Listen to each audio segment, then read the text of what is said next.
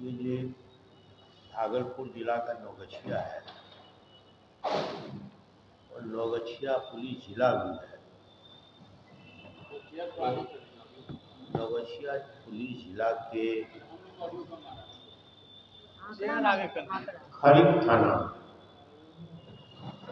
Naugachhia police जिला के खरीक थाना में खरीक थाना में वो एक गांव है, एनएच के किनारे है। उसमें महिला की बहुत निर्मम तरीके से हत्या हो गई थी। 3-4 दिन के बाद हमारी पार्टी के जिला अध्यक्ष भागलपुर के श्री चंद्रशेखर यादव जी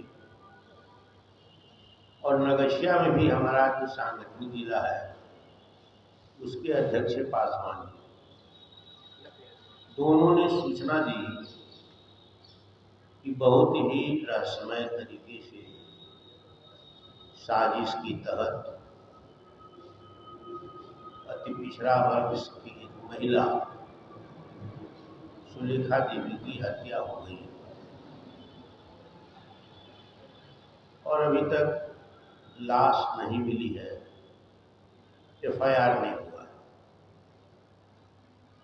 पार्टी ने एक कमेटी बनाई इसकी जांच करने के लिए, हमारी अध्यक्षता में।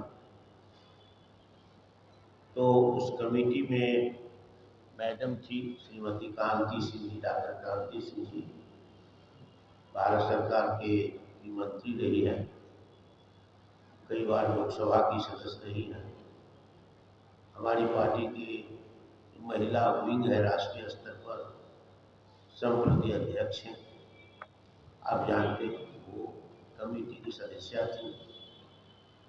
इसके बाद वीनू यादव जी है, ये राष्ट्रीय महासचिव है, आरजेडी की कमेटी में थे। इसके बाद मदन शर्मा पार्टी के महासचिव हैं। हमारे जिला का, हमारी पार्टी का जो सांगठनिक जिला है और उसमें जो भागलपुर उसके प्रभारी हैं वो भी गए थे। और इस कमेटी में बीमा भारती भी थी, एक्स मिनिस्टर बिहार के, इतने लोग थे कमेटी में और लोग गए थे। ये अरुण यादव जी हैं, उसी इलाके के रहने वाले हैं। कमेटी में बजाबता ये भी सदस्य थे। हम लोग वहाँ जाके पीड़ित परिवार से, पीड़िता की उम्र 53 वर्ष थी, उनकी 3 बेटियां हैं और 3 बेटे हैं। उनके पति का नाम राजकिशोर मंडल है, मऊ की रहने वाली, ये गरीब परिवार से, अति पिछड़ा की महिला है। आम 14 तारीख को आम बीछने के लिए गई थी 3-4 महिला के साथ,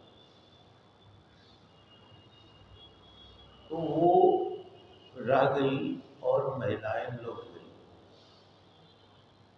परिवार के लोगों ने देखा कि बहुत देर हो गया, 14 के दिन में। वहां उस समय खुलते इन लोगों के पता चला कि लोग गई थी। उन महिलाओं से पूछा तो कहा कि गाछी में उनको रोक लिया गया है, हम लोग चले आए। उन महिलाओं से हमारी बात नहीं हो सकी थी, वो उनके साथ गई थी, अलग अलग घर था। समय लोग जैदी जुट गए थे जांच के क्रम में। फिर 14 बीत गया, रात में भी हो गया, 15 बीत गया, 16, 17, 18 को उनके परिवार के लोगों को सूचना मिली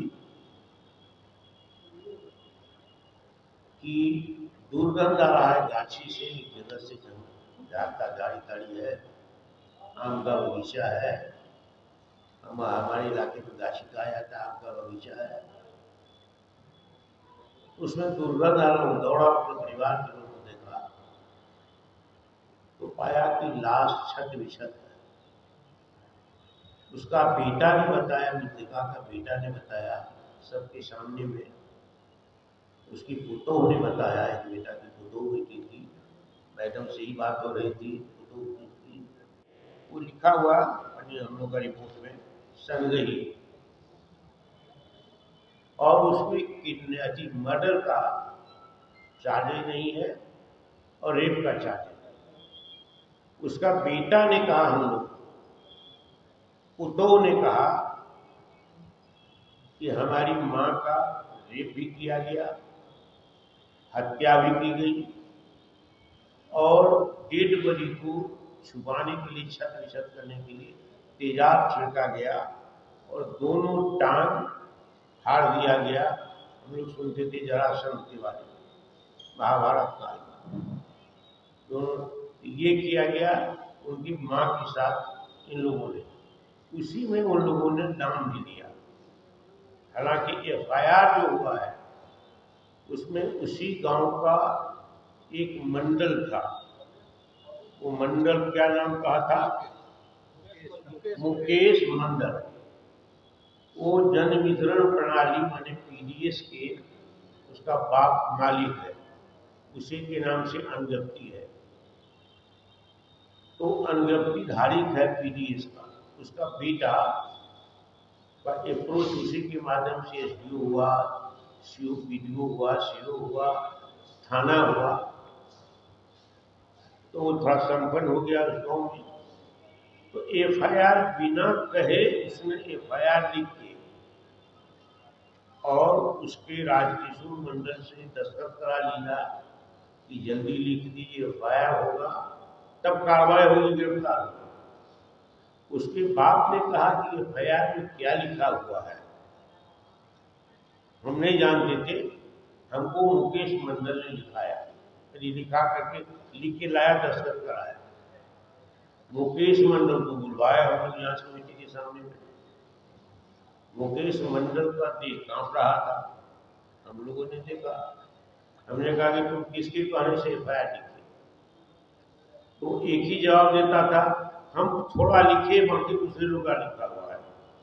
तो हमने कहा कि हेल्थ राइटिंग की लिखी है, ऊपर से नीचे तक अक्षर भी तुम्हारा है, श्रीमान का विश्वासी राजकिशोर मंडल का हस्ताक्षर तुमने लिया, ये कह रहा है।